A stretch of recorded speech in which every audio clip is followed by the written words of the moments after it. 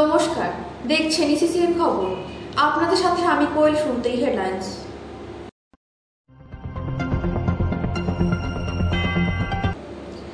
রাস্তা সংস্কার না হলে ভোট বয়কটের হুঁশিয়ারি এলাকাবাসী। ঘটনায় চাঞ্চল্য দিনহাটার গ্রামে।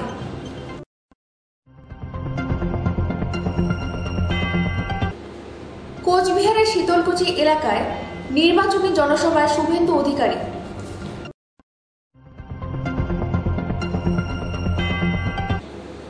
আসছি বিস্তারিত খবরে।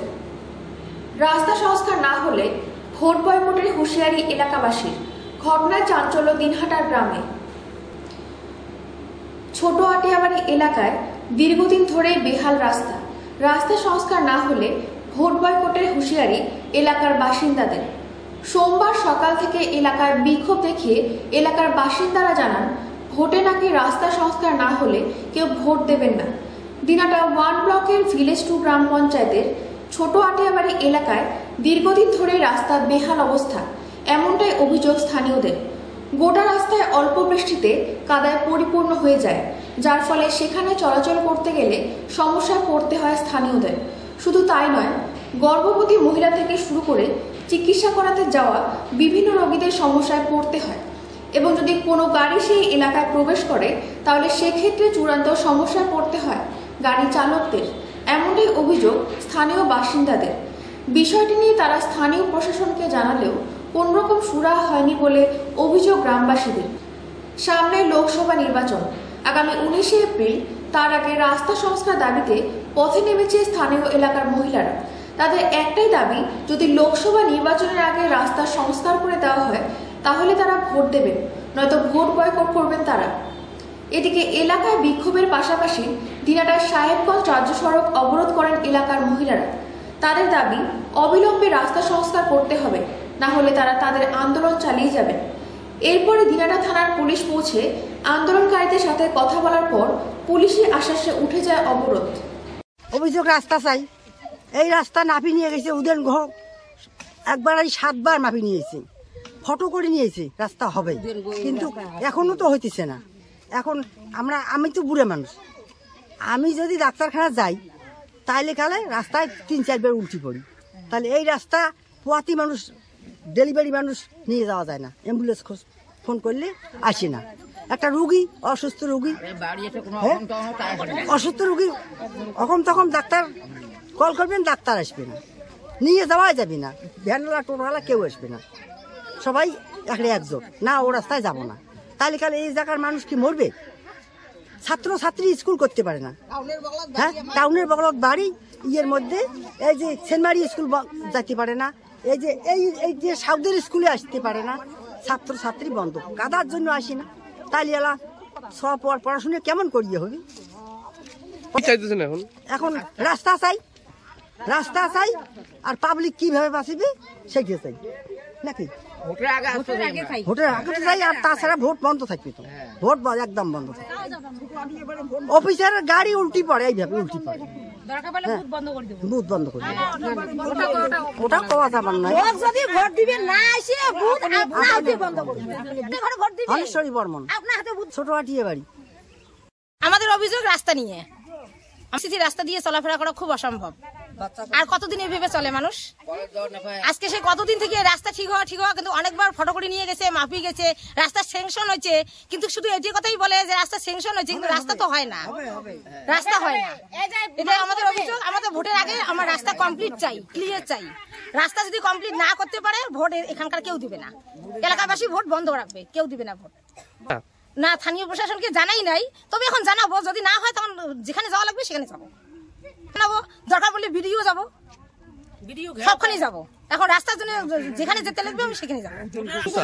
কতদিন মানে সেই আজকে 25-30 বছর এরকম এলাকায় কোনো রাস্তা এরকম নাই, কোনো এলাকার রাস্তা এতটা জঘন্য নাই। শুধু আমাদের এলাকাটা, এই রাস্তাটাই জঘন্য, কোনো এলাকার কোনো রাস্তা এরকম জঘন্য নাই। এই যে 2 নম্বর ভুল থেকে এই পাশে আসছে, এই পাশে আমবাড়ি চলে গেছে।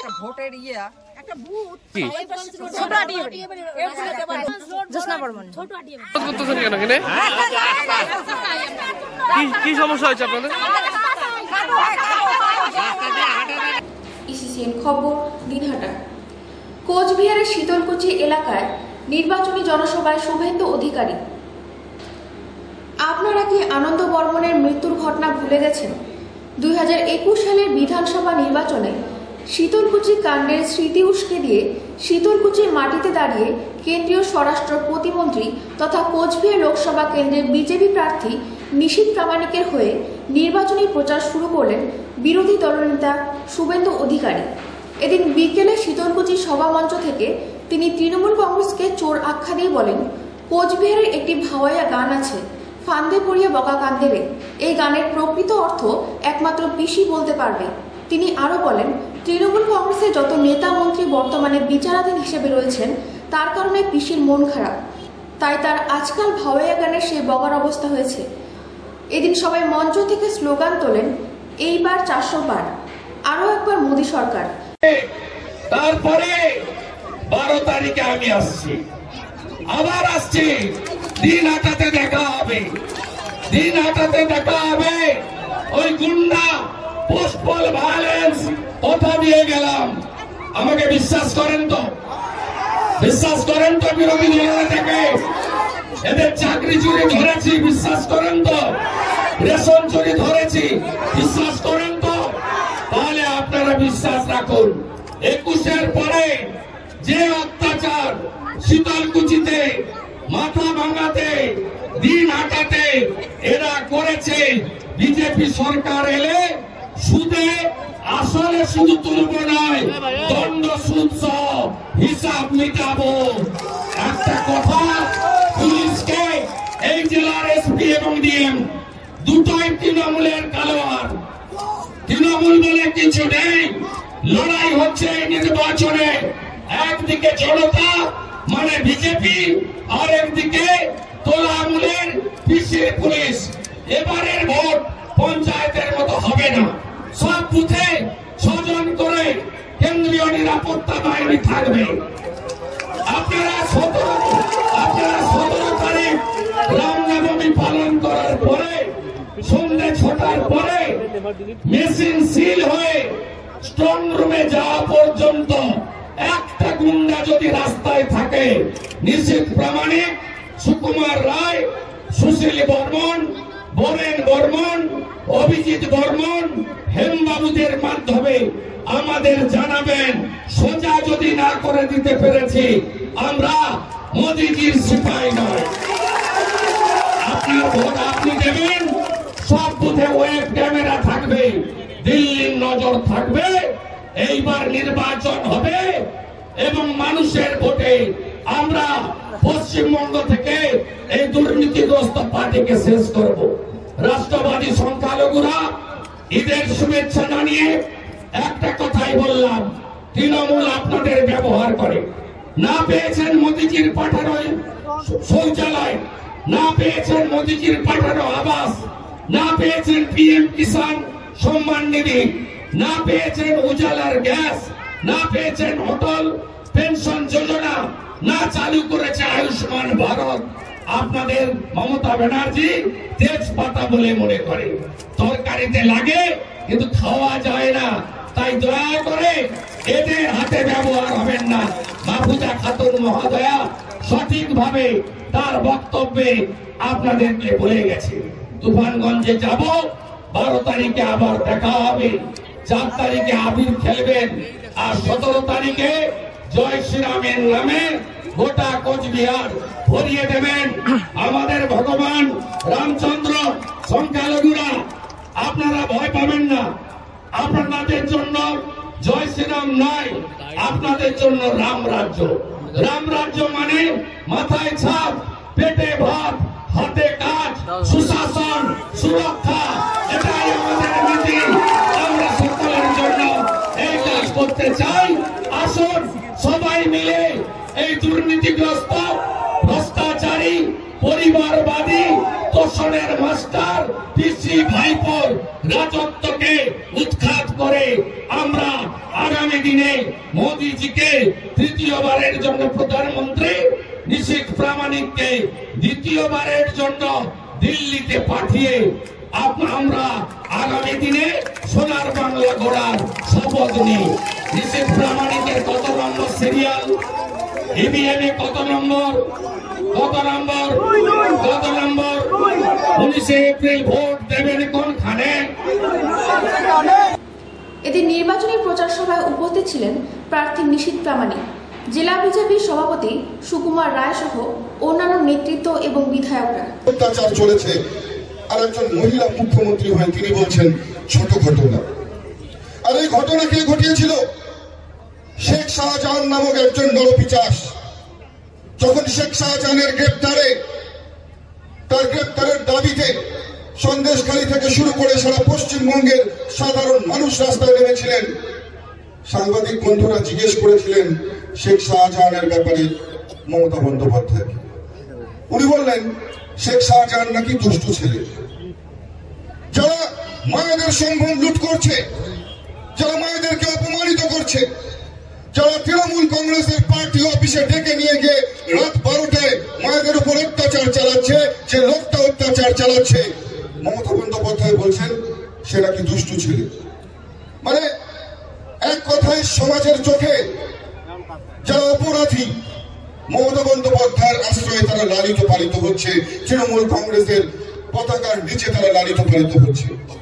তবে আমি এই মঞ্চ থেকে জানিয়ে দিতে চাই, 2019-এর নির্বাচনের পরবর্তী সময়ে আমরা আমাদের কর্মীদেরকে অনুরোধ করেছিলাম আপনারা সংযত হবেন, আপনারা শান্ত হয়ে যান। কিন্তু 2021-এর নির্বাচনের পরবর্তী সময়ে যে অত্যাচার সমগ্র বাংলা জুড়ে চলেছে, সমগ্র শীতলকুচি জুড়ে চলেছে, শীতলকুচির মানুষ, ভারতীয় জনতা পার্টির মানুষ, শীতলকুচির সাধারণ মানুষ সেই অত্যাচারের কথা ভুলে যায়নি। সেই অত্যাচারটা মনের মধ্যে রেখেছে, সেই হিসেবটা মনের মধ্যে লিখে রেখেছে। আর 2024-এর এই নির্বাচনের পর যখন ফল প্রকাশ হবে, ফল প্রকাশ হবার পর মাননীয় মুখ্যমন্ত্রীর আদরের এই দুষ্টু ছেলেরা যেখানেই থাকুক না কেন, শীতলকুচির মানুষ তাদেরকে খুঁজে বের করবে। এর দায়িত্ব কিন্তু আমরা নিতে পারবো না,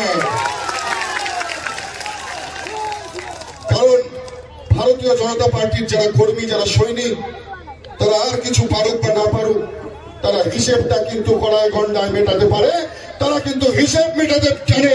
তাই আমি সাবধান করে দিচ্ছি এই দুষ্টু ছেলেদের, এখনো সময় আছে, সাবধান হয়ে যান। ভারতীয় জনতা পার্টি আমরা শান্তিতে বিশ্বাসী, আমরা গণতন্ত্রে বিশ্বাসী।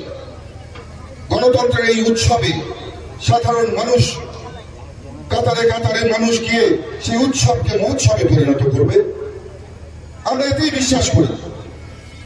কিন্তু তৃণমূল কংগ্রেস তারা ভেঙে দাও, কুড়িয়ে দাও এই রাজনীতিতে বিশ্বাসী।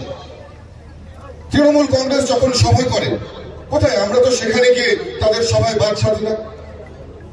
কিন্তু ভারতীয় জনতা পার্টির সভা হলে তৃণমূল কংগ্রেসের একটাই কাজ, লাঠি সোটা নিয়ে রাস্তায় দাঁড়িয়ে আমাদের কর্মীর উপর অত্যাচার করা। এটা কোথাকার রাজনীতি? এটা কোন ধরনের গণতন্ত্র? মমতা বন্দ্যোপাধ্যায় কি ধরনের শাসন এখানে চালাতে চাইছে?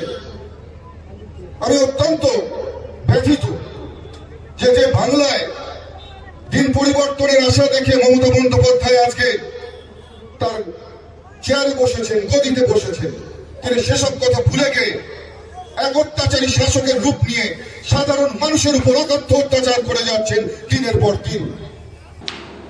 ইসিসিএন খবর, দিনহাটা। ইসিসিএন খবর এখনকার মতো এ পর্যন্তই। আপনারা দেখতে থাকুন ইসিসিএন খবর, সবার মাঝে সবার সাথে।